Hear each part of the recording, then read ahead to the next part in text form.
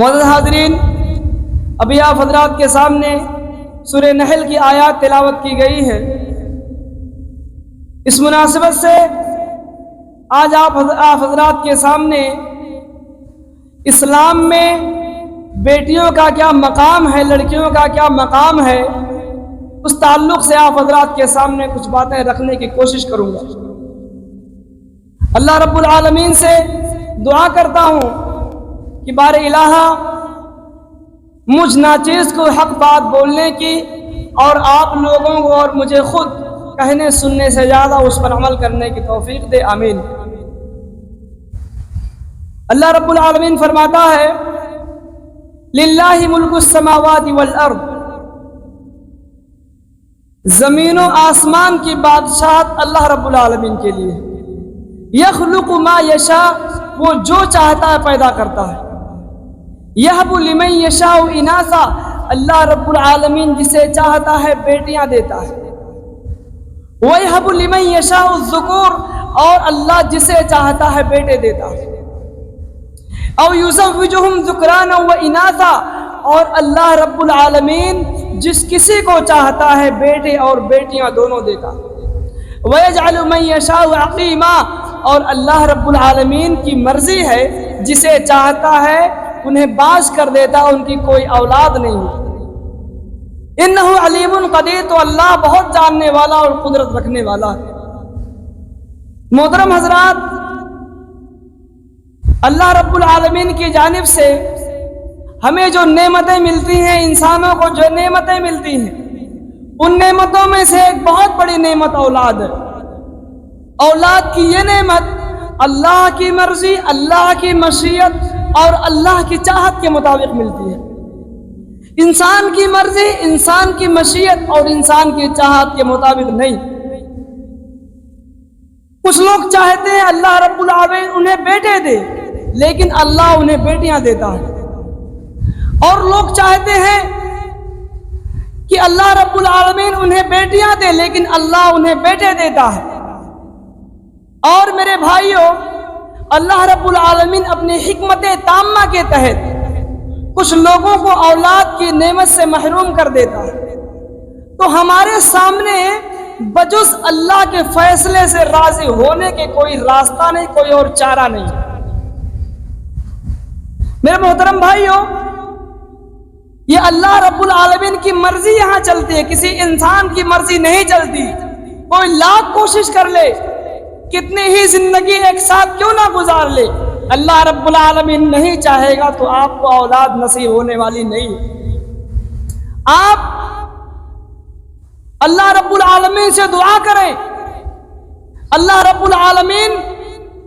جو آپ کی نصیب میں لکھ رکھا ہے، جو اللہ رب العالمین نے دینے کا فیصلہ کیا، اللہ رب العالمین آپ کو وہی دے گا، کیونکہ وہی جو چاہتا ہے دیتا ہے، جو چاہتا ہے پیدا کرتا ہے اللہ رب العالمین۔ میرے محترم بھائیوں، آج ہمارے معاشرے میں بیٹوں کے مقابلے میں بیٹیوں کو کم تر سمجھنے کا ایک منفی احساس پایا جاتا ہے، ایک نگیٹو تھنکنگ، ایک جو ہے غلط منفی اثرات اس طرح سے ہمارے معاشرے میں پائے جاتے ہیں۔ بیٹوں کے مقابلے میں بیٹیوں کو کم تر سمجھتے ہیں، یہ احساس ہے اور ہر شخص اس چیز سے واقف ہے۔ اور بتاؤں میں کہ بیٹیوں کو جو کم تر سمجھنے کا احساس ہوتا ہے، یہ معاملات میں بھی ہوتا ہے، کھانے پلانے میں، پہنانے میں بھی ہوتا ہے۔ اور میں بتاؤں آپ کو کہ اس کا بہترین منظر اس وقت دیکھ سکتے ہیں آپ جب کسی کے یہاں بیٹی پیدا ہوتی ہے۔ جب کسی کے یہاں بیٹا پیدا ہوتا ہے تو اس کے الفاظ مبارک بادی کے بہت لمبے رہتے ہیں، یعنی بہت بڑی دعوتیں کی جاتی ہیں، بڑی سے بڑی خوشیوں کا انتظام کیا جاتا ہے، لوگوں کو مدعو کیا جاتا ہے، بلایا جاتا ہے۔ اس طرح سے مبارک بادیوں کا سلسلہ چلتا رہتا ہے، مسرت و شادمانی کا ماحول بنا رہتا ہے گھروں میں۔ لیکن جب بیٹی پیدا ہوتی ہے میرے بھائیوں تو مسرت و شادمانی کا یہ ماحول، خوشی اور فرحت کا یہ ماحول، اس طرح سے خوشیوں کا اظہار جو ہوتا ہے یہ بیٹیوں کی پیدائش کے وقت آپ کو دیکھنے کو نہیں ملے گا۔ میرے محترم بھائیوں، یہاں تک کہ الفاظ بدل جاتے ہیں۔ بیٹے کی پیدائش کے وقت بولے جانے والے الفاظ الگ، بیٹیوں کی پیدائش کے وقت بولے جانے والے الفاظ الگ۔ میرے محترم بھائیوں، جب بیٹے کی پیدائش ہوتی ہے تو انسان بہت خوش ہوتا ہے، لیکن جب بیٹی کی پیدائش ہوتی ہے تو الفاظ بدل جاتے ہیں، جملے بدل جاتے ہیں، لہجے بدل جاتے ہیں۔ کیا کہا جاتا ہے کہ اللہ کو جو منظور تھا وہی ہوا۔ میں سچ کہہ رہا ہوں، اللہ کو جو منظور تھا وہی ہوا۔ ایسے الفاظ، ایسے جملے سننے کو ملتے ہیں، بولے جاتے ہیں، کہے جاتے ہیں، جیسے کسی کے یہاں کسی کا حادثہ ہو جاتا ہے،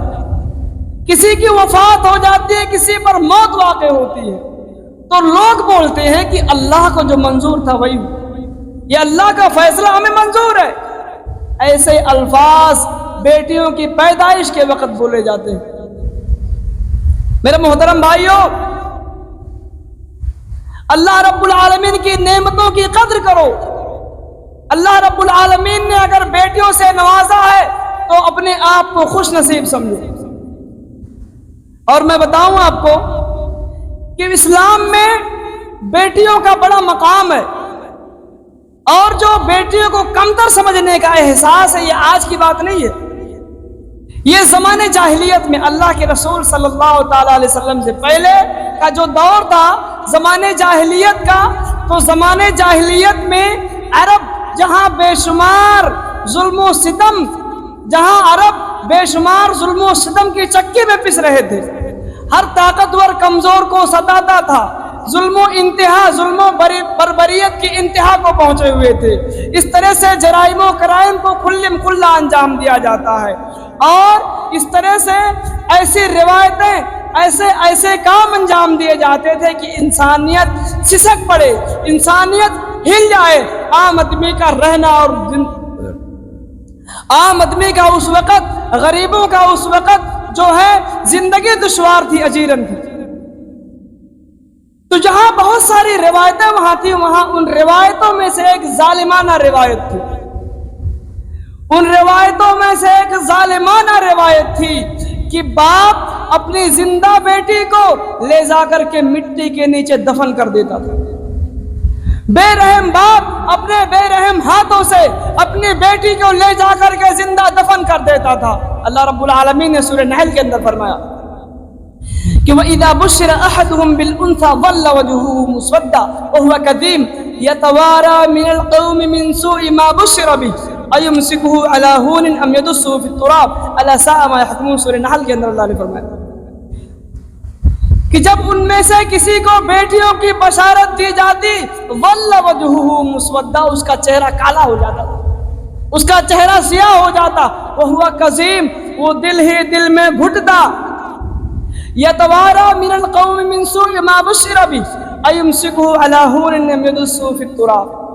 وہ دل ہی دل میں گھٹتا کہ ذلت و رسوائی کے ساتھ ہی اس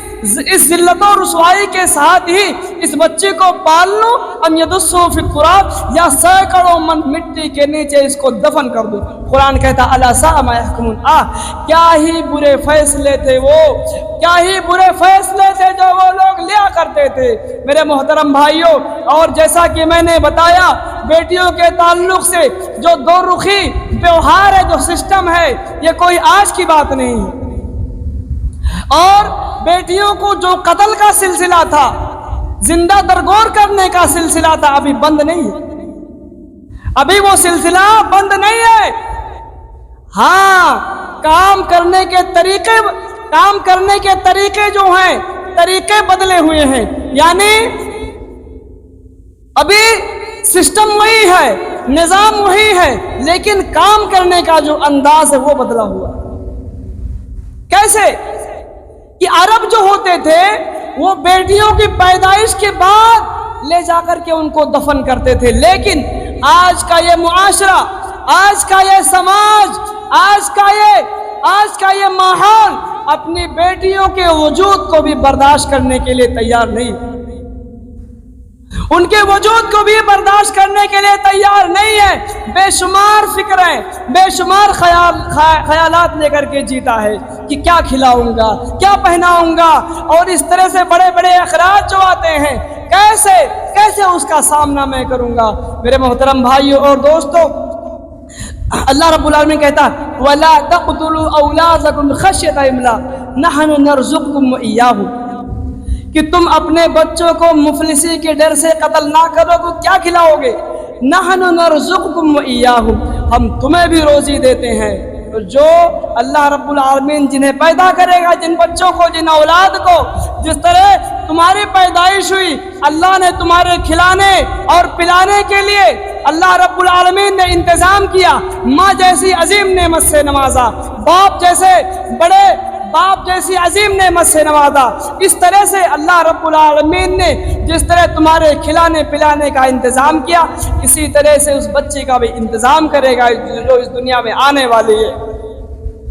اللہ رب العالمین، اب دیکھیے جن کے یہاں بیٹیاں زیادہ ہیں، زیادہ بولنا، جن کے یہاں بیٹیاں زیادہ ہیں، اللہ رب العالمین نے ان کو کسی نہ کسی طرح سے مضبوط کیا ہوا، ریسورسز ان کے ہیں، ذرائع بڑھا دیتا ہے اللہ، آمدنی کا ذریعہ بڑھ جاتا ہے ان کے یہاں۔ یہ چیز ہر شخص کو جو ہے معلوم ہوگی، یہ عملی طور پر، کہ اللہ رب العالمین جب بیٹیاں دیتا ہے تو زندگی پہلے سے بہتر اور خوشگوار ہو جاتی ہے۔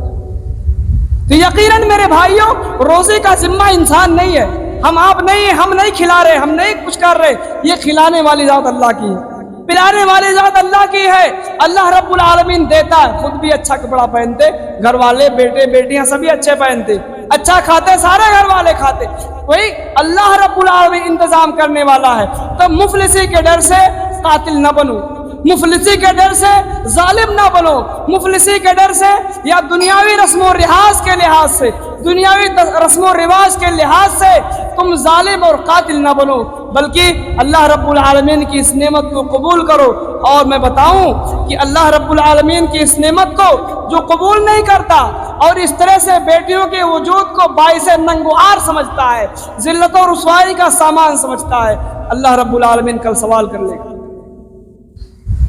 اللہ رب العالمین کل سوال کرے گا۔ بہت سارے ایسے سوالات ہیں جو آؤٹ ہیں، سوالات بہت سارے آؤٹ ہیں، واضح ہیں۔ اللہ رب العالمین فرماتا ہے وَإِذَا الْمَوْءُودَةُ سُئِلَتْ بِأَيِّ ذَنبٍ قُتِلَتْ، جب اللہ رب العالمین زندہ دفن کی ہوئی بچیوں سے پوچھے گا، جب اللہ رب العالمین زندہ دفن کی ہوئی بچیوں سے پوچھے گا بِأَيِّ ذَنبٍ قُتِلَتْ، کس گناہ کے جرم میں تجھے قتل کر دیا گیا تھا، جب زندہ درگور بچے سے پوچھا جائے گا تیرا کیا قصور تھا اے معصوم جان، تیرا جرم کیا تھا، تیرا گناہ کیا تھا کہ تیرے بے رحم باپ نے اپنے بے رحم ہاتھوں سے تجھے مٹی کے نیچے دفن کر دیا، کیا جواب دے گا؟ کیا جواب دے گا یہ سماج، یہ گھرانے والے، یہ ماں باپ کیا جواب دیں گے، والدین کیا جواب دیں گے اللہ رب العالمین کے پاس؟ کیونکہ یہ قتل ہے،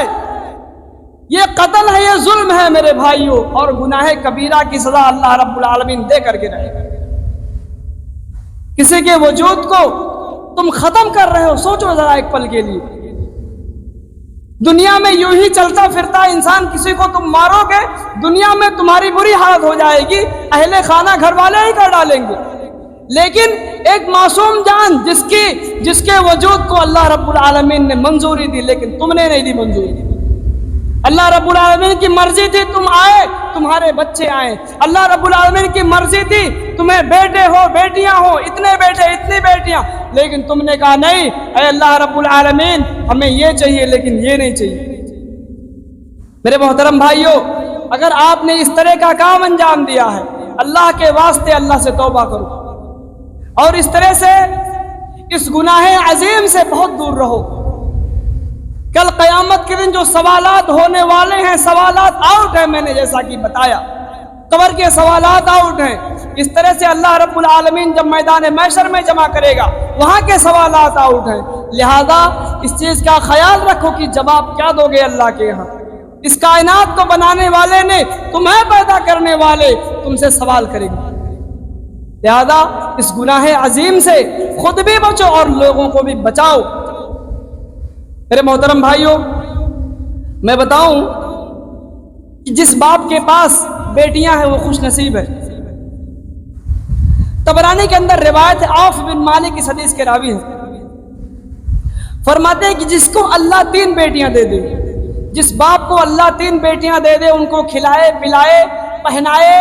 اور اس طرح سے اس پر صبر کرے، کن لہ حجابا من النار، وہ اس کے لیے جہنم سے پردہ بن جائیں گے۔ میرے محترم بھائیوں، یعنی جنت میں جانے کا رستہ بہت آسان ہے کہ اپنی بیٹیاں ہیں، اللہ رب العالمین کی مرضی سے انہیں کھلانا پہنانا ہے اور اس طرح سے ان کی تعلیم و تربیت کا خیال رکھنا ہے،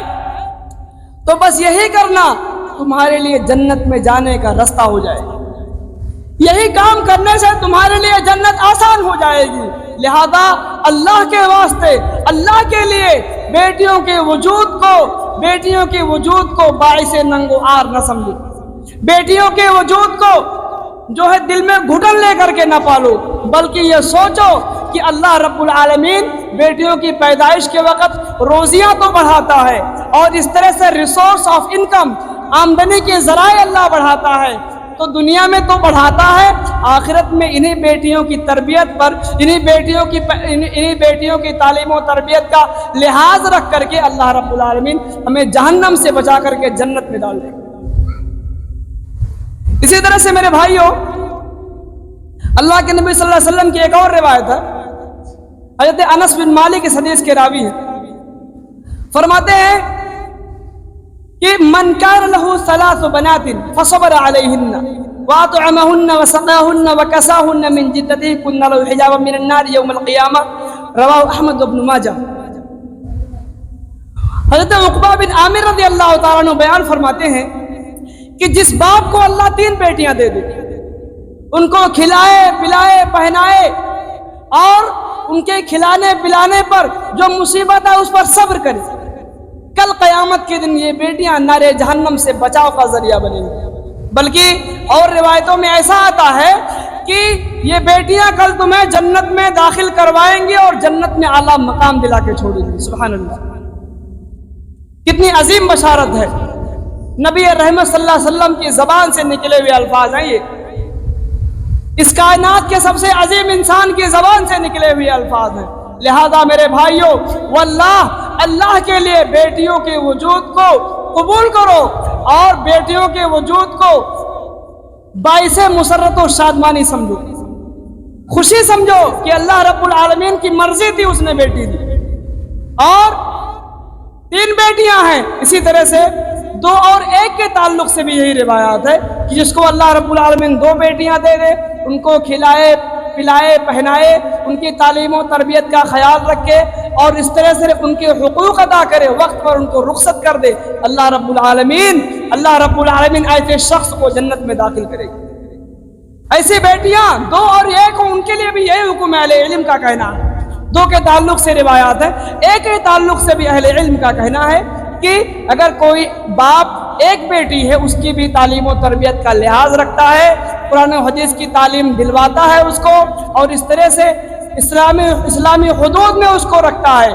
اور ان کی تعلیم و تربیت کا خیال رکھتا ہے، کھلاتا ہے پہناتا ہے، تو کل قیامت کے دن یہ بیٹیاں بھی اس کے لیے جنت میں جانے کا ذریعہ بنے گی۔ میرے محترم بھائیوں،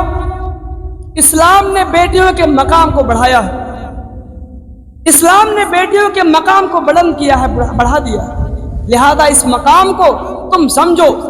کہ ان کی پرورش کر کے تمہارا مقام بڑھنے والا ہے، ان کی تعلیم و تربیت کا خیال رکھ کر کے تمہارا مقام بلند ہونے والا ہے، تم جنت میں جانے کا رستہ تمہارے لیے آسان ہونے والا ہے، جہنم سے دور ہونے والے ہو، جنت میں جانے والے ہو۔ لہذا اللہ رب العالمین کی اس عظیم نعمت کو قبول کرو۔ اللہ رب العالمین کی مرضی ہوتی ہے تو اللہ رب العالمین اولاد دیتا ہے، اللہ کی مرضی ہوتی ہے بیٹا دیتا ہے، اللہ کی مرضی ہوتی ہے بیٹیاں دیتا ہے، اللہ کی مرضی ہوتی ہے دونوں دیتا ہے، اس کی مرضی ہوتی ہے، اس کا فیصلہ ہوتا ہے تو انسان بے اولاد رہتا ہے، اس کی کوئی اولاد نہیں ہوتی۔ میرے محترم بھائیوں، صحابہ کرام جو تھے نیکیوں کے حریص تھے، لالچی تھے کہ نیکیاں کتنا زیادہ کر لوں میں، کتنا زیادہ خیر کے کام میں، بھلائی کے کام میں آگے بڑھ جاؤں میں۔ یہ ساری فضیلتیں جب اللہ کے رسول صلی اللہ تعالی علیہ وسلم نے سنائی تو اللہ کے رسول کے صحابہ تڑپ اٹھے۔ بہت سارے لوگ ان میں ایسے تھے جنہیں اللہ رب العالمین نے جب اسلام کی دولت سے نوازا، جب ایمان کی دولت سے نوازا، اللہ اور اس کے رسول صلی اللہ علیہ وسلم سے قرابت داری نصیب ہوئی، کلمہ طیبہ اور لا الہ الا اللہ کی پہچان ہوئی، اللہ کے رسول صلی اللہ علیہ وسلم نے یہ فضیلتیں بیٹیوں کے تعلق سے سنائی، تڑپ اٹھے، ہل گئے۔ قیس بن عاصم ایک صحابی ہیں، اللہ کے رسول کے پاس آئے اور کہا اے اللہ کے رسول، زمانے جاہلیت میں وہ بے رحم باپ ہوں کہ زمانے جاہلیت میں نے اپنی 8 بچوں کو زندہ دفن کیا۔ صحابی رسول دیکھیں، اسلام جب کوئی اللہ رب العالمین جب کسی کو اسلام ایمان کی دولت سے نوازتا ہے تو سابقہ سارے گناہ اس کے معاف ہو جاتے ہیں، لیکن صحابی رسول ہیں، تڑپ اٹھے، کہا اللہ کے رسول، میں اپنے ہاتھوں سے، اپنے انہی بے رحم ہاتھوں سے 8 بچوں کو زندہ دفن کیا۔ اے اللہ کے رسول، میں تدارک چاہتا ہوں، میں کمپنسیشن بھرپائی چاہتا ہوں، کیسے اس گناہ کا بوجھ میرے اوپر سے ہٹے۔ اے اللہ کے رسول کوئی حل بتائیں، اے اللہ کے رسول کوئی نسخہ بتائیں۔ اللہ کے رسول نے کہا اچھا، اللہ کے رسول نے کہا ٹھیک ہے، تم ایسا کرو، تم 8 غلام کو آزاد کرو۔ کہا اللہ کے رسول، غلام بڑی قیمتی متاع میں افورڈ نہیں کر سکتا، غلام بڑے قیمتی چیز ہے، میری جیب خرچ سے، میرے اخراجات سے باہر ہے، میں نہیں کر سکتا آزاد۔ اللہ کے رسول کوئی اور راستہ بتائیں۔ اللہ کے رسول نے کہا اچھا ایسا کرو، تم 8 اونٹ ذبح کر کے صدقہ کر دو۔ انہوں نے 8 اونٹ ذبح کر کے صدقہ کر دیا۔ یعنی صحابی رسول جب ایمان کی دولت سے مالا مال ہوئے تو ایک طرف سی ہو گئی کہ یہ گناہ کوئی چھوٹا گناہ نہیں ہے، یہ گناہ کوئی معمولی گناہ نہیں ہے۔ حالانکہ گناہ ان کے ختم تھے، لیکن پھر بھی کہا کہ مجھے سکون چاہیے، لیکن تالیف قلب کے لیے، سکون کے لیے انہوں نے اس قدم کو کیا کہ اللہ کے رسول صلی اللہ تعالی علیہ وسلم، مجھے اس گناہ سے پاک ہونا ہے، مجھے اس گناہ سے چھٹکارا پانا ہے۔ تو اللہ کے رسول نے جو طریقہ بتایا آپ کے سامنے رکھا گیا۔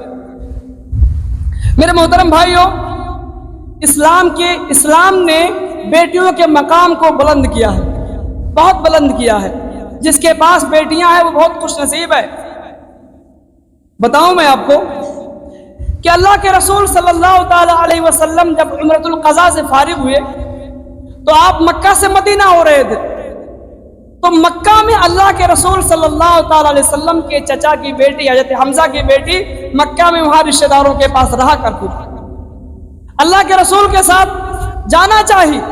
کہ اللہ کے رسول مجھے بھی اپنے ساتھ لے چلیے۔ اللہ کے رسول نے اس کو اپنے ساتھ لے لیا۔ 3 صحابہ آپس میں اختلاف کر بیٹھے، حضرت علی، حضرت جعفر اور اس طرح سے حضرت زید بن حارثہ رضی اللہ تعالی عنہ، یہ تینوں صحابہ آپس میں اختلاف کر بیٹھے۔ کہا اللہ کے رسول، یعنی اپنی بیٹیاں تو پالتے تھے، دوسروں کی بیٹیوں کو بھی پالنا شروع کر دیے۔ کہا اللہ کے رسول، ایک نے کہا میں پالوں گا اس بیٹی کو، دوسرے نے کہا اللہ کے رسول میں پالوں گا، تیسرے نے کہا میں پالوں گا اس بیٹی کو۔ میرے محترم بھائیوں، نیکیوں کے حریص صحابہ کرام تھے، جنت میں جانے کی تمنا تھی، جہنم سے دوری، جنت کا راستہ ان کو صاف دکھائی دے رہا تھا کہ بیٹیوں کی پرورش پر، بیٹیوں کی پیدائش پر، بیٹیوں کے پالنے اور پوسنے پر اللہ رب العالمین جہنم سے بچائے گا، جنت میں داخلہ دے دے گا۔ صحابہ کرام رضی اللہ عنہم مجمعین نے یہ تڑپ اور یہ شدت ظاہر کی کہ اللہ کے رسول مجھے یہ موقع دے دیں۔ اللہ کے رسول نے فیصلہ کیا کہ دیکھو تم تینوں میں سے حضرت جعفر ہیں، وہ اس بیٹی کی تربیت کے زیادہ حقدار ہے۔ وہ ایسے کہ حضرت جعفر کی جو بیوی ہے اس بچے کی خالہ ہیں، اور خالہ ماں کے حکم میں ہوتی ہے۔ اللہ کے رسول نے اس طرح سے اس معاملے کو حل کیا۔ یعنی صحابہ کرام کے یہاں یہ شدت تھی، یہ طلب تھی، یہ شوق تھا کہ اللہ کے رسول نے کہا ہے کہ بیٹیوں کی تربیت پر، بیٹیوں کی پرورش پر اللہ رب العالمین ہمیں جنت میں جگہ دے گا، جہنم سے بچائے گا۔ تو صحابہ کرام نیکیوں میں پیچھے رہنے والے کب تھے؟ میرے محترم بھائیوں، آج بھی یہ فکر اور یہ سوچ زندہ ہونی چاہیے کہ خود اپنی بیٹیوں کو بیٹیوں کو اللہ رب العالمین کی عظیم نعمت سمجھ کے قبول کرے، اور اپنے ساتھ ساتھ جو غریب ہیں، جو ایسے لوگ ہیں ایمان والے ہیں کہ بیٹیوں کی تعلیم و تربیت کا خیال نہیں رکھ سکتے، آپ چلے جائیے، آپ ڈھونڈیے ایسے لوگوں کو، ان کی تعلیم و تربیت کا، اس طرح سے کھانے پینے کا انتظام آپ خود کیجئے، آپ ڈھونڈیے اپنی حیثیت کے مطابق، اللہ رب العالمین کی نعمتوں کو ذہن میں رکھتے ہوئے، اللہ رب العالمین کی جنت کو ذہن میں رکھتے ہوئے کہ اگر ہم نے پالا، ہم نے اس میں حصہ لیا تو کل قیامت کا دن ہوگا، اللہ رب العالمین حکم دے گا کہ تو جنت کا حقدار ہے میرے بندے، اے میرے بندے تیری جگہ جنت ہے، جہنم نہیں ہے، کیونکہ تو نے ایسا کیا تھا، تو نے خرچ کیا تھا، غریبوں پر خرچ کیا تھا، ایسی معصوم بچیوں کو، ایسے یتیم بچیوں پر تو نے خرچ کیا تھا، تو لہذا جس طرح دنیا میں تو فراخ دل تھا، خرچ کرنے والا تھا، تو آج میری رحمت کا اور میری جنت کا مستحق تو ہے، اللہ رب العالمین اس کو جنت میں داخل کرے۔ اسی طرح سے میرے بھائیوں، ایک پوائنٹ بتا کر کے اپنی بات کو میں ختم کرتا ہوں کہ اللہ کے رسول صلی اللہ تعالی علیہ وسلم نے بیٹیوں کی تعلیم کا اور اس طرح سے بیٹیوں کی پرورش کا، ان کے وجود کا جس طرح سے خیال رکھا، تو صحابہ بھی پیچھے پیچھے چل دیے، یعنی صحابہ نے ویسے ہی اتباع کی اللہ کے رسول صلی اللہ تعالی علیہ وسلم کی۔ اللہ کے رسول صلی اللہ تعالی علیہ وسلم اپنی بیٹیوں سے بڑی محبت کرتے تھے، چونکہ بیٹے قاسم عبداللہ ابراہیم بچپن میں وفات کر گئے تھے، تو جو بیٹیاں تھیں زینب، رقیہ، ام کلثوم، فاطمہ، جو چاروں بیٹیاں تھیں اللہ کے رسول صلی اللہ تعالی علیہ وسلم کی، تو یہی موجود رہیں۔ اللہ کے رسول اپنی بیٹی حضرت فاطمہ سے بڑی محبت کرتے تھے، ساری بیٹیوں سے کرتے تھے، لیکن فاطمہ سب سے چھوٹی بیٹی تھی، تو فاطمہ سے زیادہ لگاؤ، زیادہ محبت کہ اللہ کے رسول نے فاطمہ کی محبت کے تعلق سے کہا کہ فاطمہ تو بضعۃ منی، فاطمہ میرے جگر کا ٹکڑا ہے، فاطمہ میرے دل کا ٹکڑا ہے، جس نے فاطمہ کو تکلیف دی اس نے مجھ کو تکلیف دی۔ اتنا پیار کرتے تھے اللہ کے رسول، کہا فاطمہ کو جس نے تکلیف دی اس نے مجھ کو تکلیف دی، یعنی فاطمہ کا رنج میرا رنج ہے، فاطمہ کا غم میرا غم ہے، فاطمہ کی تکلیف میری تکلیف ہے، جس چیز سے فاطمہ کو تکلیف پہنچتی ہے اس چیز سے مجھ کو تکلیف پہنچتی ہے۔ اللہ کے رسول صلی اللہ تعالی علیہ وسلم نے اس طرح سے اپنی بیٹی سے الفت و محبت کا اظہار کیا، اور سیدہ عائشہ رضی اللہ تعالیٰ عنہ بیان فرماتی ہیں کہ اللہ کے رسول کسی مجلس میں، کسی محفل میں ہوتے، فاطمہ آتی، اللہ کے رسول ان کو بوسہ لے کر کے بغل میں بٹھا دیتے، اتنے محبت کرتے تھے۔ اور خود پیارے فاطمہ رضی اللہ تعالی عنہا بھی اللہ کے رسول جب جاتے ملنے اپنی بیٹی سے، اللہ کے رسول صلی اللہ علیہ وسلم جب جاتے اپنے باپ کے سر کو چومتی، اپنے ابا جان کو بھی بٹھا لیتی تھی۔ یہ اللہ کے رسول صلی اللہ تعالی علیہ وسلم کا لگاؤ تھا اپنی بیٹیوں کے تعلق سے۔ میرے محترم بھائیوں اور دوستو،